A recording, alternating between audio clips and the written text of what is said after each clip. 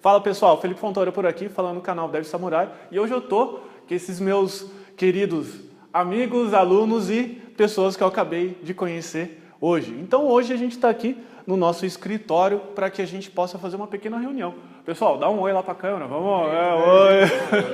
Legal? Então são perguntas da vida real. Por quê? Porque são perguntas que a gente trouxe da sala de aula, da vida cotidiana e da vida de todo programador. Então vamos lá. Ainda nesse processo que eu achei muito interessante de repartir e tal, da questão do reforço positivo, como aplicar isso dentro de uma sala de aula ou em um processo de aprendizado? Porque eu sinto muita dificuldade em ficar sentado numa sala de aula, vendo PowerPoint ou então ouvindo o professor falar. Porque PowerPoint demais é ruim e o professor falar demais é ruim também. E também deixar uma terceira linha, que é deixar o aluno se virar, vamos dizer assim, dar uma questão e deixar o aluno se desenvolver, também é ruim, porque eu me sinto desamparado. E por mais que o professor esteja lá para poder responder as minhas dúvidas, ele sempre está ocupado com outros alunos, entende? E é complicado para mim, pelo menos, estar entre essas três ou ter somente uma dessas três como opção para poder aprender. Entendi. Bom, qual que é o dilema da sala de aula? Qual que é o dilema da escola? A escola ela presume que você precisa saber tudo. Então ela presume que você vai entrar aqui no ponto A e vai sair aqui no ponto B, e aqui no ponto B você precisa ter uma formação única e 100% ali capaz de fazer tudo na sua vida e talvez você nem venha mais estudar. Só que isso é uma grande falácia. Por quê? Porque com o nosso mundo globalizado, é muito provavelmente que você vai chegar aos seus 98 anos de idade ainda tendo que aprender. Isso é um fato. Não é um fato, não é uma ideia, não é qualquer coisa jogada ao léu. Então, o que a universidade tenta fazer? As escolas no modelo tradicional, não só as universidades. A cada processo, ela tenta fazer isso aqui com você. Ó. O que é isso daqui? É uma estrutura T, em que esse é o caminho e esse aqui é a profundidade do seu conhecimento que você tem que fazer. Só que, à medida que esse caminho foi sendo encurtado, ou seja, vamos imaginar que antes você entrava em uma universidade padrão, igual eu fiz, 5 anos. Foram 5 anos estudando ali, fazendo, então eu tinha esse ponto A para o ponto B, que é o ponto da transformação, em 5 anos. Tá certo? Então, eu não tinha bimestre, eu tinha um semestre para aprender. É trimestre agora, né? Bimestre ou trimestre. Então, eu tinha um semestre, eu tinha 6 meses para aprender a estrutura de dados 1. Depois, eu tinha mais 6 meses para aprender a estrutura de dados 2. Então, o professor tinha tempo de trabalho.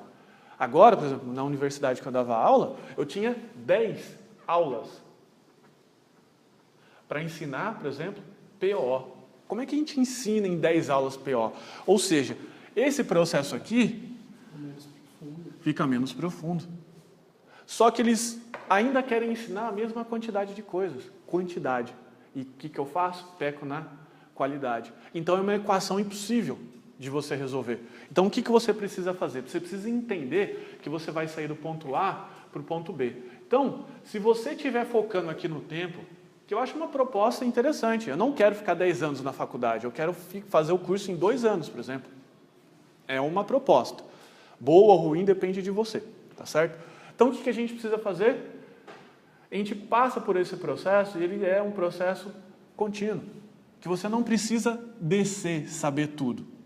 Você precisa saber o suficiente para passar para a próxima etapa. Lembra do reforço positivo? O que é o reforço positivo? É um reforço, é um ok, um tapinha nas costas da sua mente para que você continue no processo. Reforço positivo, reforço positivo, reforço positivo.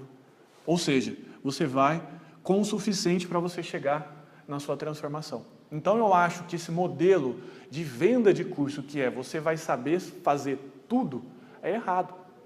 Por quê? Porque é impossível essa equação de ser resolvida. Você não vai sair um programador muito bom em todas as linguagens. Então, o que você pode fazer? Quebrar isso de novo em ciclos maiores.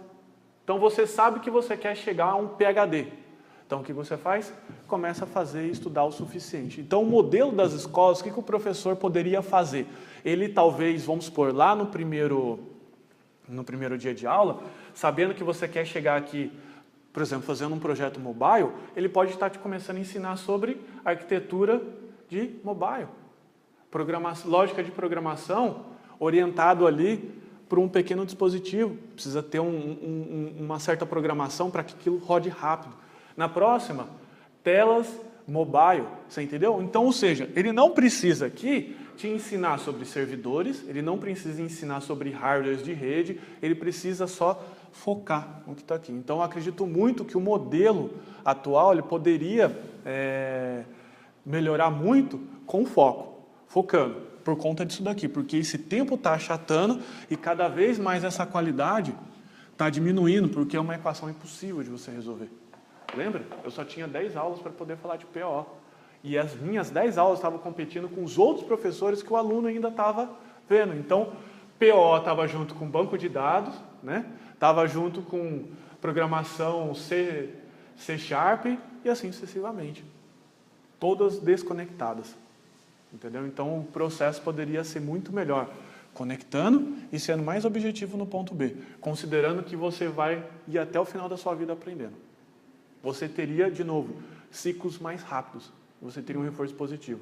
Talvez a gente não teria, em média, 70% de reprovação ou de desistência, reprovação não, de desistência dentro dos cursos de TI, universidade, tudo mais. Tá bom? Então, se você tiver inserido dentro de um contexto de uma universidade assim, provavelmente você pode ter um paralelo que é fazer cursos extracurriculares, que a natureza deles já são muito focados, muito objetivos. De repente, procurar algum curso na internet que te ensina a fazer alguma coisa muito específica com relação àquela carreira que você quer seguir. Então, você pode traçar um paralelo, por exemplo, porque é muito difícil você sozinho mudar esse paradigma, né? Esse problema, tá certo? Só para a gente fechar, tem uma nova escola, que não sei se você conhece, já ouviu falar do Elon Musk?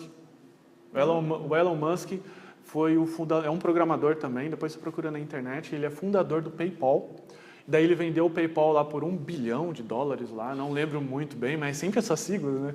É de bilhão para cima, nunca é mais milhão. PayPal, né? Ele vendeu e daí depois ele fundou a SpaceX, fundou a Tesla e ele está fundando agora algumas outras empresas de tecnologia. E ele está pensando há 20, 30, 50 anos para frente. Então ele está criando uma nova escola que ele fala o seguinte, ele ensina, por exemplo, vamos fazer um foguete. Esse é o tema principal, o foguete está aqui.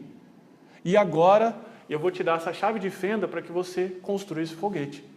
Só que ele não começa ensinando a chave de fenda, primeiro ele dá a motivação inicial. Você entendeu a sutil diferença?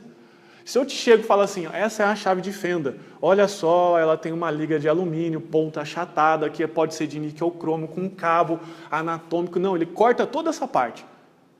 E ele fala o seguinte, pessoal, vamos fazer um foguete. Vamos? Vamos. Pega, né, toda essa vontade dos alunos e fala assim, agora, para a gente construir esse foguete, eu vou ter que usar uma chave de fenda. A chave de fenda ela serve só para apertar parafuso, e o parafuso está aqui. Entendeu a diferença? É um pouco sutil. Ele está montando esse padrão aqui de escola, que não é novo, tá? Ele só está adaptando aí para a tecnologia, inclusive, se eu não me engano, até o próprio filho dele, ou parente dele, está dentro dessa escola. Ele criou, literalmente, uma escola. Bacana, né? Então, ele dá a ideia, chega no ponto de transformação, e aqui ele vai te explicando, você vai aprender sobre hardware, porque você precisa saber que se o seu programa não for bem construído, vai gastar bateria rápido, e não vai ser legal. Daí você vai cada dia sendo mais pilhado. Entendeu? Entendeu a diferença daqui? Então, isso daqui é uma equação impossível hoje. E por que as universidades têm que estar fazendo isso daqui? Por causa da concorrência. Um faz, o outro faz, tem internet, então é um modelo que ele precisa ser transformado muito em breve, senão a gente vai ter problemas na área da educação. Beleza? Beleza. Tranquilo? E aí, quem mais?